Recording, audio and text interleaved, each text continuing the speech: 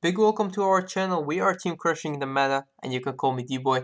I'm here for you guys with another deck profile. This would be on deck Irregulars. So this is before the support from the GB7. The reason why I do this is because now I can explain and show you the deck as it stands, and then with the new support, I will show you after after testing the deck myself. I'll show you the new deck and explain the new cards and the new options that we have with Dark Irregulars. So this is not the Charlotte Vampire build. This is the Bladewing build, as you can see in the title. The thing is, I did start out playing Charlotte Vampire. I also play Amon. I play all three decks, but after that, I switched to playing Bladewings, especially when this guy came out. So Sullivan does give you the option to guard more and survive and go really into very long games, especially if you're playing as Oracle Think Tank or Kagero, maybe the Cross, which can rewrite and Legion again. So yeah, let's just show you the deck and then I'll explain some of the cards. And then when the new cards came out, if you did enjoy this deck profile, I can show you the new deck profile of the new deck. So first, I will start off with the strides because it's easier to explain from here. This is your important or most important stride, which is the Blade Wing stride. I'm sorry for the glare, but I just can't get the angles right for this video. But yeah. So the Bladewing stride, well, his skill is when you ride and you have a Bladewing, when you stride and your Vanguard is a Bladewing, so your heart is a Bladewing card. You can reshuffle all the cards in your drop zone into your deck, and then if you have 15 cards in your soul, then you give the front row rare guards 10k, and if you don't have 15 cards, then you can soul charge 5, which is good. But the thing about him is he reshuffles your drop zone, which means you can go into late game, especially if you're playing Sullivan. Then using his skill, when he gets attacked, you soul blast 2, and then you fill up your drop zone with all triggers or all the key cards, perfect guards, your Librarian if you want to, and then put them back into your deck using his skill. So the combo that you do with this guy is actually pretty easy, but it's all about the cards that you soul blast, the cards you have in the drop zone. Next, you play 4 Gilderay. I don't see any reason why you shouldn't play 4 Gilderay. I mean, normally you stride first into your Bladewing stride, or you have already used G Perfect Guard. And if you have enough cards in your deck that you can survive without deck outing, then you go into Gilderay. If you don't, if you have 2 little cards in your deck, then you go into him again. That's the reason why I play 4. Otherwise, you will go into your Gilderay. If you have 15 cards or more in your soul, then you can just finish your opponent off. So Gilderay's skill is if you have 10 cards in your soul, he get an extra 10k. If you have 15, your opponent can't guard with a grade 1 or higher, and he does still get the 10k. And if you are a GB2, then he get an extra critical. So he's very strong, attacking for 26 by himself. Um, and also getting the extra critical and your opponent can't guard with a grade 1 or higher is very, very, very good. Then we play one Kiss Kill Lyra. She does pressure an opponent, but normally I don't use her because um, going into him first turn means that you can soul charge 5. But sometimes I do go into her, just get the extra card or just pressure your opponent early game. So her skill is when the attack hits, you can soul charge 2, and then if you have 6 or more cards in your soul, you draw an extra card, which is very good. Next, I play one Madu. The thing is with this card, if you go into Bladewing Reiji, which is only 10k, and you have a Sullivan in your drop zone, then you go into him and you rewrite. You do that a lot. You do rewrite in this deck because you can use their skill again and again to just fill up your soul, which I will show you in a minute. Next, for the G Guardians, I play 6, so 3 of the Dark Regular ones. I'm really happy with this card. I mean, the art on this card is amazing, the color of the eyes, but still, the skill is also very good. So her skill is, um, when you G-guard with her, you can soul charge too. And then if you have 6 or more cards in your soul, then she get an extra 5k, she's 20k. And she does combo really good with the Sullivan, especially his skill if you have 15 or more. Sometimes he's just sitting at 14 or 13. And when the Vanguard attack, their Vanguard attack, you can just use this card to boost your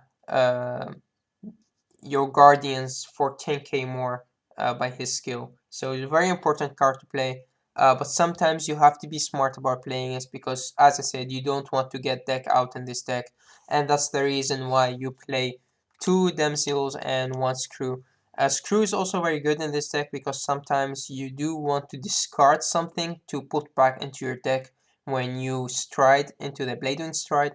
And Damsel, of course, very important to just um, keep your rare guards if you want to keep them, and otherwise if you play against Dimension Police or anything that could kill a Guardian or a rare guard. So that's it for the strides. Other strats that you could play is you could tag in a second Kiss Kill Lyra in here if you want to. You could tag in one Great Demon if you want to take out the Medu. And you also, I don't really play this card yet. He's really good. He's the new card from the Fighter Collection, the triple rare. His skill is you can put 1 card from your hand into the soul, and then um, he gets 1k for every card in your soul, and if you have 10 or more cards in your soul, then you can give your front row rare guys extra 5k. So very good, but it's all about putting that 1 card from your hand into the soul, which is the Bladewing Ragey if you want him in your soul. So that's why I don't play him yet, but I will make space for him when the new cards come out and when I want to have my Ragey in my soul. So for the grade 3s, you do play 4 Sullivan and 4 Ragey. The thing is, you do need all Blade Wings to play more consistent. Otherwise, you could play any other grade 3. You could play the Break Ride. You could play him, but you do want to have them all Blade Wings, and especially their second skill is also very important. So when you ride one of them, doesn't really matter, they have the same skill. You can choose up to 1 of your rare guards and put as much copies as you have from your deck with the same name into your soul, which is normally your Dimensional Creeper. So having Dimensional Creeper on your field, then riding into any one of them, you normally do want to ride into Sullivan because he's better as at 11k base and as of his skill. But otherwise, going into Rage is also good because you still get the soul charge. And then after that, you can go into Sullivan and get the soul charge again. So the soul charge ability is when you call one of them into, when you ride them, you can target up to 1 card, as I said, put them into your soul. But the thing is, with Dimension Creeper, you can Soul Blast them out to get 2 more cards in your soul. And then when you put the drop zone back into your deck, you have all the creepers in your deck, and then you can rewrite and target him again and fill up your soul again. So that's why rewriting in this deck is really good. So the skill of Reiji, his first skill is when you have 15 or more cards in your soul, he gets extra 2 critical. The only problem with him is he doesn't get any power, so he's only 10k. An early game you can't really go into your 15 soul without striding. So his skill is good, but if you know that your opponent can't guard it, so let's say he's 10k, you boost him with 7k, and if you know that your opponent has, let's say, like 10k guard in their hand maximum, then you go and attack, and then it's 1 to pass. With the 2 extra critical that he gets, so he does 3 damage, and you get maybe an extra critical, he is deadly, but he is weak. Sullivan, on the other hand, is very strong as a base or a defender. His skill is you need to have 15 cards or more in your soul to get his skill, the same as Reiji, and that is for the 2 skills, which is the first is when he gets attacked and you have 15 or more cards in your soul, all the guardians that you guard with get an extra 10k, which means that if you guard with a 10k, it would be 20k. If you guard with a 5k, it would be 15. And your G Guardian, if he's at 20, would be at 30, which is very good. But at the end of the battle that this unit is attacked, if you guard it or not, it doesn't really matter. If you have 15 cards and he did get attacked, at the end of the battle, you have to Soul Blast 2. So you Soul Blast all your triggers, your Perfect Guard, your key cards, and then you put those cards back into your deck when you stride. So this is what's good about him is. Also yeah, some people say the bad thing about him is you have to Soul Blast too, but I don't think that is a bad thing. If you play it right, you can make it a good thing, because just putting all the triggers back into your deck means that you have so much criticals or just triggers in your deck that you could just finish your opponent off with just any stride or just attacking with your finger.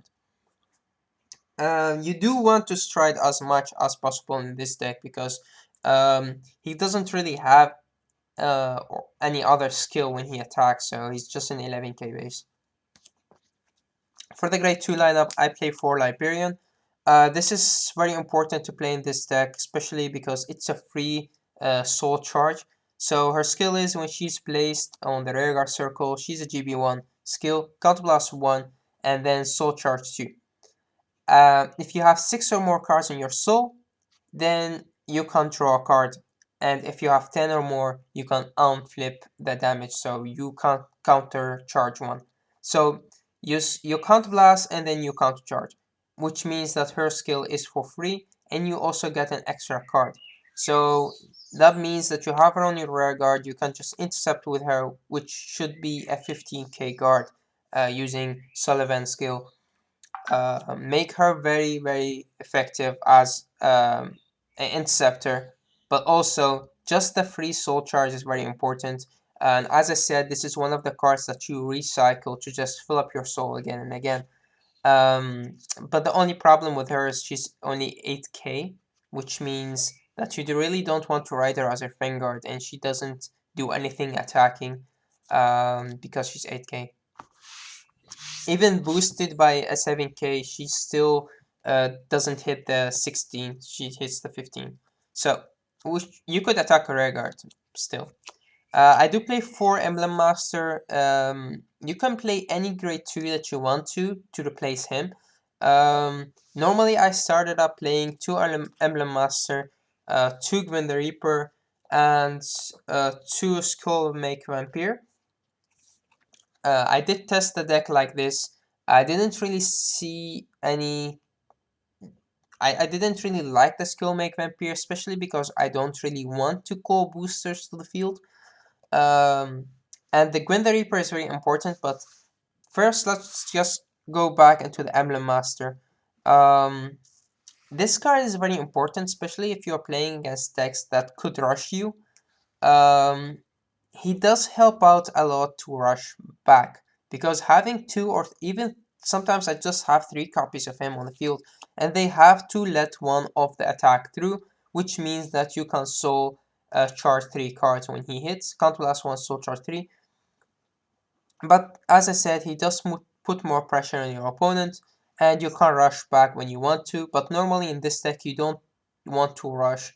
But yeah, it depends on the deck that you're playing against. I mean, if you're playing against Angel Feather, you do want to rush. Sometimes even if against Oracle Think Tank. So yeah, having him on the field is very important, because he's not a GB1 skill, and you do want to ride him as your Vanguard. Also, this deck is not counterblast heavy, so you can afford to use his skill once or twice, or even 3 times a match or a duel. On the other hand, Gwen the Reaper, you can only afford to use his skill once. Sometimes twice if you do really have to. This is one of the cards that you can also Soul Blast if you need him and put him back into your deck and then draw him again.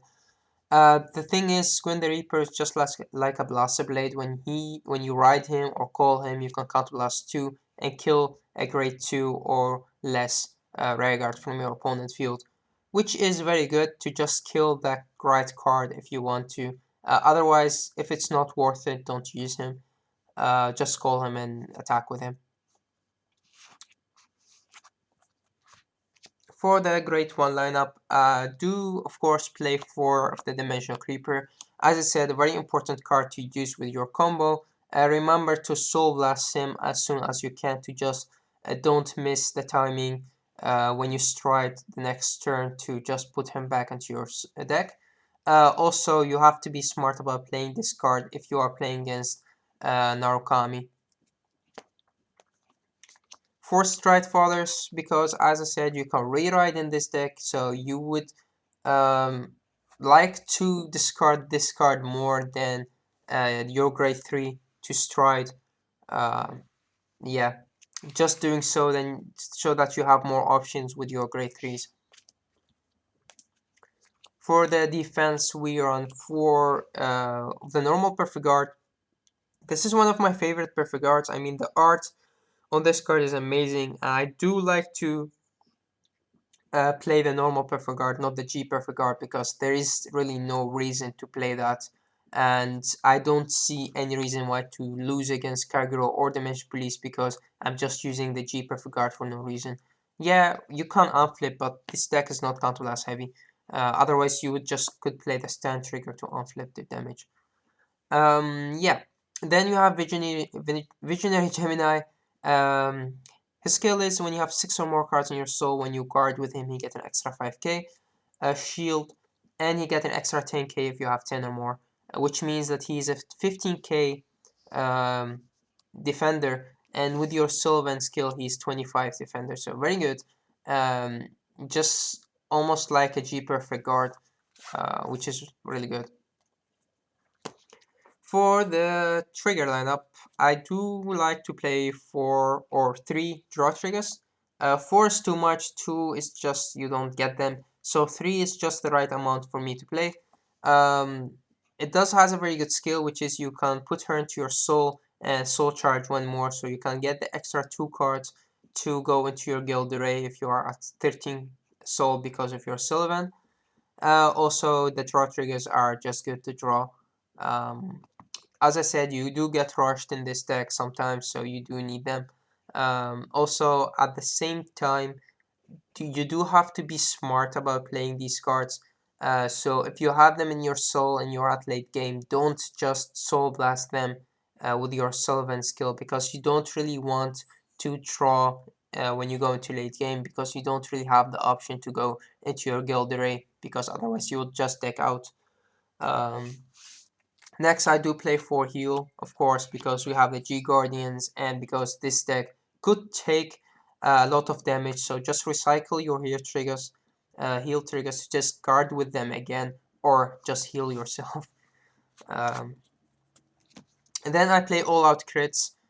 First, you have the Dark Knight from Nightmare Land. Very good card. Just put him into your soul, give something extra 3k. Makes your grade 2s able to attack the Vanguard, especially you do play a lot of crits, so you sometimes just give them to your rear guard and attack with it the Vanguard. Otherwise, you sometimes, if your Sullivan, if your soul's at 14 because of your Sullivan, you were 16, then you go into 14. You can just use this to just to go back into 15 and use your guild array, as I said. Then I do play any other crits that you want to. I like the art on these, so that's why I play them. For the starter, I still play Ordinance. He's very good. His skill is you counterblast 1 GB1, put him into your soul and soul charge 2 more. And then you can draw a card if you have 6 or more cards in your soul, which you usually do if you stride, then use his skill, or if you have already used your Emblem Master skill. So yeah, that's it for the deck. I do really enjoy playing the deck as it is. It does have sometimes a really hard matchup, especially against decks that could rush you, or because you do lose the soul very fast. So playing against Aqua Force, Lambros could could make it very hard for you to guard against, but you also do have the ability to win. With the new G Guardians, your guild array is not as effective as he used to be because they could just G Guard with 2 heal triggers and put just like 10 more K in there or anything just to stop your attack. But this deck is very consistent to play if you play it right. If you don't and you don't know how to play the deck, then it's very hard to win with. And I'm very happy the Dark Regulars are getting some support, especially the Blade Wings. I'm also still waiting for the support for the Charlotte Vampire to make another deck profile on that deck when the support come out. So yeah, I also have an Amon deck, so I play all different Dark Regular decks. If you did enjoy this deck profile and you want to see more, if you want to see the deck profile on this when the GB7 come out, tell me, put a comment on the comment section below. And if you didn't know us, or this is the first time you see our videos, you should, or if you have the time, you could just go into our YouTube channel. We have a lot of deck profiles, some duels that we have between us, and also um, we have different series like How to Beat or Crushing the Meta, as the name said. So yeah, thanks for watching, guys, and till next time.